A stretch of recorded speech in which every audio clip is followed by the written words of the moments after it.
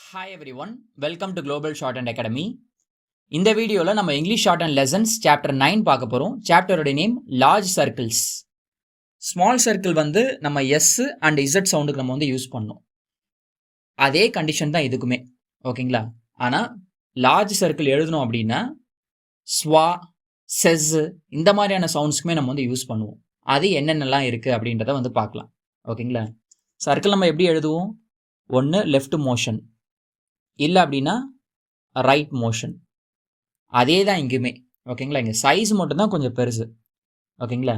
First initial circle வந்து பார்க்கலாம்.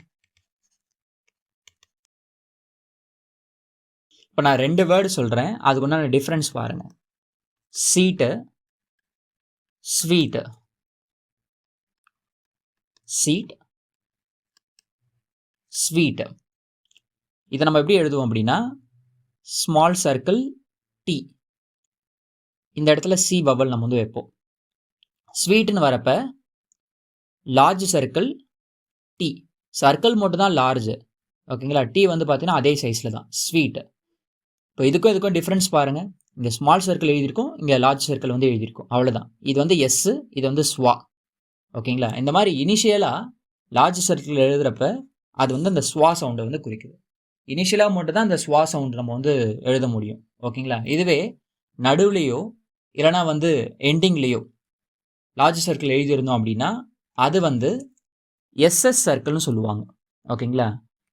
மீடியலாவோ இல்லைனா ஃபைனலாவோ லார்ஜ் சர்க்கிள் எழுதியிருந்தோம் அப்படின்னா அது வந்து எஸ்எஸ் சர்க்கிள்னு சொல்லிட்டு சொல்லுவாங்க. அதுக்குமே சில எக்ஸாம்பிள்ஸ் வந்து பார்க்கலாம்.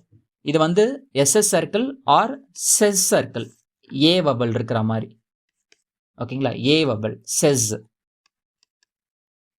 ஏன்னா வெறுமனே ஏ வபல் மட்டும் வராது, ஐ வபல் வரும், ஆ வபல் வரும், ஓகேங்களா? ஓ வபல் வரும். ஆனால் எதுவுமே இல்லைன்னா அது வந்து செஸ், அந்த மாதிரி வந்து ஞாபகம் வச்சுக்கோங்க. இப்போ நெசசிட்டி, நெசசிட்டி இதில் பாருங்கள் செஸ் இருக்குது. அப்போ என்னு லார்ஜ் சர்க்கிள் டி, நே செஸ் சி டி, நெசசிட்டி, இப்படி வந்து எழுதிட்டோம். அடுத்து பாசஸ். பாஸ் அப்படின்னா நம்ம இப்படி எழுதியிருப்போம், பிஎஸ், பாஸ். பாசஸ் அப்படி வரப்ப பி செஸ், பாசஸ், இப்படி நம்ம வந்து எழுதுறோம். இதுவே காசஸ், காஸ் அப்படின்னா நம்ம வந்து கேஎஸ், காஸ், இப்படி எழுதியிருப்போம். இதுவே காசஸ் அப்படின்னு வரப்ப கே லார்ஜ் சர்க்கிள், காசஸ் அப்படின்னு சொல்லிட்டு நம்ம எழுதுறோம், ஓகேங்களா? இதில் இருக்கிற அந்த செஸ், ஓகே. டிஃப்ரென்ஸ் சொல்லுவாங்க, செஸ்ஸு, செஸ்ஸு, சீஸு, சீஸ், அந்த மாதிரி டிஃப்ரென்ஸ் இருக்கும். அது ரொம்ப போட்டு நம்ம கன்ஃபியூஷன் பண்ணிக்க வேண்டாம். லார்ஜ் சர்க்கிள் மீடியலாக ஃபைனலாக இருந்துச்சு அப்படின்னா அது செஸ், ஓகேங்களா? அதுக்கப்புறமா பொசசிவ், பொசசிவ் இதுலேயுமே செஸ் இருக்குது பாருங்கள், பி செஸ் இவ், பொசசிவ், அவ்வளோதான். புரியுதுங்களா? நடுவில் வந்துச்சுனாவோ இல்லைனா எண்டிங்கில் வந்துச்சுனாவோ நம்ம செஸ்ன்னு சொல்லிட்டு படிக்கணும். இதில் எல்லாத்துலேயுமே ஏ வபல் தான் இருக்கும் அந்த 2 எஸ்ஸுக்கு நடுவில். ஆனால் ஏ வபல் மட்டும் இல்லாமல் இன்னும் சில வபல்ஸ்லாம் கூட வரும். இப்போது எக்ஸிஸ்ட், எக்ஸிஸ்ட் இதில் வந்து பாருங்கள் சிஸ்ட், அந்த 2 எஸ் சவுண்டுக்கு நடுவில் இ வபல், எக்ஸிஸ்ட். அப்படி வரப்ப நடுவில் வந்து இ வபல் நம்ம வந்து மார்க் பண்ணிடணும், எக்ஸிஸ்ட் அப்படின்னு சொல்லிட்டு. இதுவே எக்ஸாஸ்ட், ஆஸ்ட், எக்ஸாஸ்ட் இதில் வந்து பார்த்தீங்கன்னா ஆ வபல் வருது பாருங்கள்.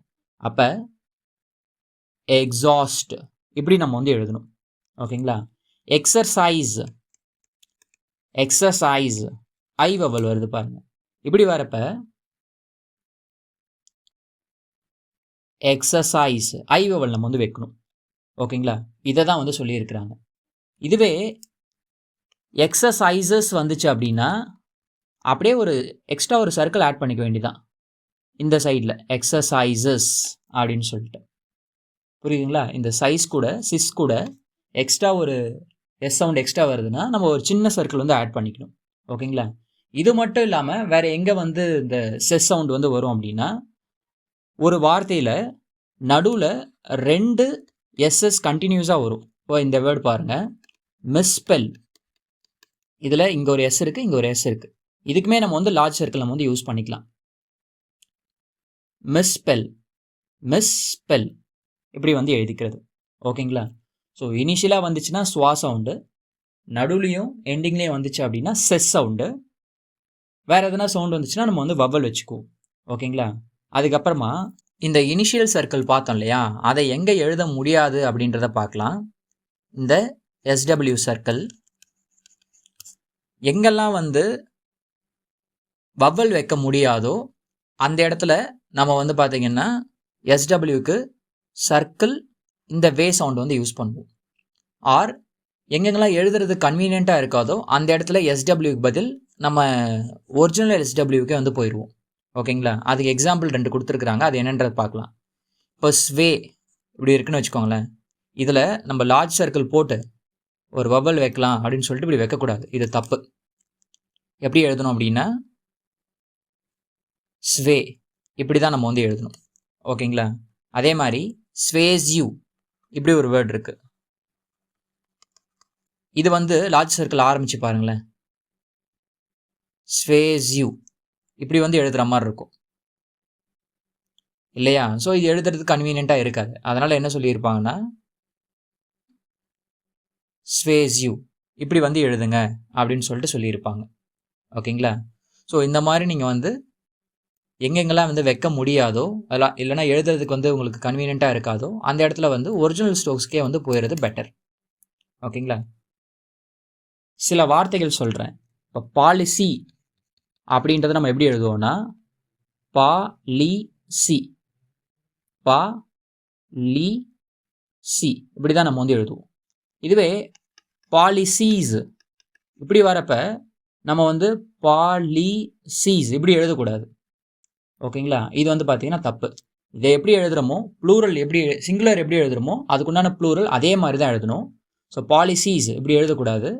பாலிசிஸ் எப்படி எழுதணும்னா பாலிசிஸ் இப்படி தான் என்ன பண்ணணும்னா எழுதணும். ஓகேங்களா? அதே மாதிரி ஜெலசி, ஜெலஸ் அது எப்படி எழுதுவோம்னா ஜெல இஸ், ஜெலஸ் இப்படி தான் நம்ம வந்து எழுதுவோம். கரெக்டுங்களா? ஜெலஸ் இந்த ஓயூஎஸ்க்கு நம்ம வந்து இப்படி எழுதுவோம். ஜெலசீஸ் அப்படி வரப்ப அதுமே வந்து ஜெலசீஸ் இப்படி தான் நம்ம வந்து எழுதணுமே தவிர இந்த எல்லுக்கு அப்புறமாவே, ஓகே, எல்லுக்கு அப்புறமாவே இந்த மாதிரி முடிச்சிடக்கூடாது. ஜெலசீஸ் இந்த இடத்துல இப்படி ஒரு இது வச்சுக்கலாம் அப்படின்னு சொல்லிட்டு இப்படி எழுதக்கூடாது. ஓகேங்களா? இது மற்ற வார்த்தை கூட கன்ஃபியூஷன் ஆயிரும். அதனால் வந்து இந்த மாதிரி ட்ரை பண்ண சொல்கிறாங்க. ஓகேங்களா? அதே மாதிரி அதனுடைய, இதனுடைய அப்படின்னு சொல்லிட்டு பொசசிவ் மீனிங்கில் வரும். லூசி அப்படின்றது ஒரு நேம் இல்லையா? லூசி அப்படின்னு சொல்லிட்டு, இப்போ லூசிஸ் அப்படின்னு சொல்லிட்டு வரப்ப லூசியுடைய அப்படின்னு சொல்லிட்டு இது ஒரு பொசசிவில் வருது. அப்போ லூசிஸ் இப்படி எழுதிடக்கூடாது. ஓகே, அது எப்படி எழுதணும்னா லூசிஸ் இப்படி தான் நம்ம வந்து எழுதணும். ஓகேங்களா? எப்படி எஸ் சர்க்கிள் வந்து ஸ்டார்டிங்கில் படிப்போமோ அதே மாதிரி தான் எஸ்டபிள்யூவும் ஸ்டார்டிங்கில் படிக்கணும். எண்டிங்கில் இருக்கிற எஸ் சர்க்கிள் லாஸ்ட்டாக தான் படிப்போம் ஒரு ஸ்ட்ரோக்கை படிக்கிறப்ப. அதே மாதிரி லார்ஜ் சர்க்கிள் வந்து பார்த்திங்கன்னா எண்டிங்கில் தான் வந்து படிக்கணும். ஓகேங்களா? தென் சில வார்த்தைகள் ஒரே மாதிரி எழுதுகிற மாதிரி இருக்கும். அது வந்து கன்ஃபியூஷன்ஸ் அவாய்ட் பண்ணுறதுக்காக ஒரு இடத்துல வந்து லார்ஜ் சர்க்கிளும் ஒரு இடத்துல வந்து பார்த்தீங்கன்னா ஃபுல் ஸ்ட்ரோக்ஸும் யூஸ் பண்ணியிருப்பாங்க. ஃபார் எக்ஸாம்பிள் இப்போ ஆக்சஸ் இப்படி எடுத்துக்குவோம், ஆக்சிஸ் இந்த வார்த்தையை எடுத்துக்குவோம். ஓகேங்களா? இப்போ ஆக்சஸ்ன்றது எப்படி எழுதியிருப்பாங்கன்னா இந்த இடத்துல செஸ் வருது அப்படின்னு சொல்லிட்டு இந்த மாதிரி எழுதியிருக்க மாட்டாங்க. ஆக்சஸ் அப்படின்னு சொல்லிட்டு இது எப்படி எழுதியிருப்பாங்கன்னா ஆக்சஸ் இப்படி தான் வந்து ஃபுல் ஸ்ட்ரோக் எழுதியிருப்பாங்க. ஆக்சஸ். ஓகே, ஆக்சிஸ் வந்து பார்த்தீங்கன்னா இப்படி எழுதியிருப்பாங்க ஆக்சிஸ். நீங்கள் சொல்லலாம் டிஃப்ரென்ஸ் இருக்கே அப்படின்னு சொல்லிட்டு. பட் போக போக நம்ம வவல்ஸ் பெருசாக யூஸ் பண்ண மாட்டோம். வெறுமனே வந்து அந்த அவுட்லைன் வச்சு மட்டும் தான் படிப்போம். அதில் இருக்கிற கான்செப்ட்ஸ் வச்சு மட்டும் தான் படிப்போம். ஸோ டிஃப்ரென்ஸ் காட்டணுன்றதுக்காக இப்படி இருந்துச்சுனாலே வந்து ஆக்சஸ், இப்படி இருந்துச்சுன்னா ஆக்சிஸ். இன்னும் உங்களுக்கு 2 எக்ஸாம்பிள் பார்க்கலாம். இப்போ ரெசஸ் இதே எப்படி எழுதியிருப்பாங்கன்னா ரே சஸ் இப்படி எழுதியிருப்பாங்க. ஓகேங்களா? டிஃப்ரென்ஸ் காட்டணுன்றதுக்காக. ரேசஸ் இது எப்படி எழுதியிருப்பாங்க பாருங்கள், ரேசஸ் இப்படி எழுதியிருப்பாங்க. ஓகேங்களா? ஸோ இவ்வளோ தாங்க இந்த சாப்டர். இதோட வந்து இந்த சாப்டர் முடியுது.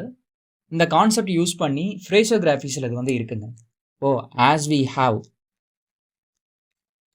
இது எப்படி எழுதியிருக்காங்க பாருங்கள். நார்மலாக ஹாவ்னா இப்படி எழுதுவாங்க, கரெக்டுங்களா? இதுவே ஆஸ் வி ஹாவ்னா ஒரு லார்ஜ் சர்க்கிள் யூஸ் பண்ணிப்பாங்க.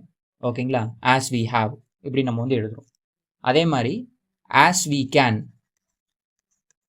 நார்மலாக கேன் அப்படின்னா இப்படி எழுதுவாங்க. ஆஸ் வி கேன்னா ஒரு லார்ஜ் சர்க்கிள், அதில் கேஸ் டூக்கு. ஓகேங்களா? ஆஸ் வி சவுண்டுக்கு, அந்த ஸ்வா சவுண்டு இனிஷியலாக, as well as, as well as first circle பெருசு, லாஸ்ட் சர்க்கிள் வந்து பார்த்தீங்கன்னா சின்னது. ஏன்னா ஆஸ் டபிள்யூ வந்திருக்கு, அதனால் நம்ம வந்து லார்ஜ் சர்க்கிள் யூஸ் பண்ணியிருக்கோம். இந்த ஆஸுக்கு சின்ன சர்க்கிள் நம்ம வந்து யூஸ் பண்ணியிருக்கோம்.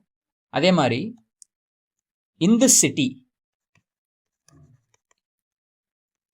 இந்த சிட்டி இதில் பாருங்கள், இங்கே ஒரு எஸ் இருக்குது, இங்கே ஒரு எஸ் இருக்குது. சிட்டி, இன் திஸ் சிட்டி இப்படி வந்து எழுதணும். ஓகேங்களா? திஸ் இஸ், இது எப்படி எழுதியிருக்காங்க பாருங்கள். சின்னதாக ஒரு சர்க்கிள் போட்டால் திஸ், பெரிய சர்க்கிள் போட்டுட்டாங்க அப்படின்னா திஸ் இஸ். ஓகேங்களா? அதே மாதிரி தான் ஆஸ் இஸ், சின்ன சர்க்கிள் போட்டால் ஆஸ், இதில் பெரிய சர்க்கிள் போட்டோம் அப்படின்னா ஆஸ் இஸ், இல்லைனா ஆஸ் ஹேஸ், இதுக்கு நம்ம வந்து யூஸ் பண்ணிப்போம். அதே மாதிரி இஸ் ஹேஸ் செகண்ட் பிளேஸில் எழுதணும். ஆஸ் இஸ்ன்றது ஃபர்ஸ்ட் பிளேஸு, இஸ் ஹேஸ்னா second place, or is his இதுவுமே வந்து செகண்ட் பிளேஸு. ஓகேங்களா? இதுதான் இந்த கான்செப்ட் யூஸ் பண்ணி நம்ம பார்த்துருக்கிற ஃப்ரேசஸ். ஓகேங்களா? இந்த சாப்டர் அவ்வளோதான், முடிஞ்சு போச்சு. எக்ஸசைஸ் 31 and 32 இதில் இருக்கிற வார்த்தைகள் ஒன்றுத்துமே வந்து பார்த்தீங்கன்னா 3 to 5 லைன்ஸ் வந்து எழுதி பாருங்கள். ஓகேங்களா? இதை கம்ப்ளீட் பண்ணிட்டீங்க அப்படின்னா அடுத்து நம்ம கிராமலாக்ஸ் 7 வந்து பார்க்கலாம். அதனோட எக்ஸசைசஸ் வந்து அடுத்த வீடியோவில் வந்து பார்க்கலாம். தேங்க்யூ.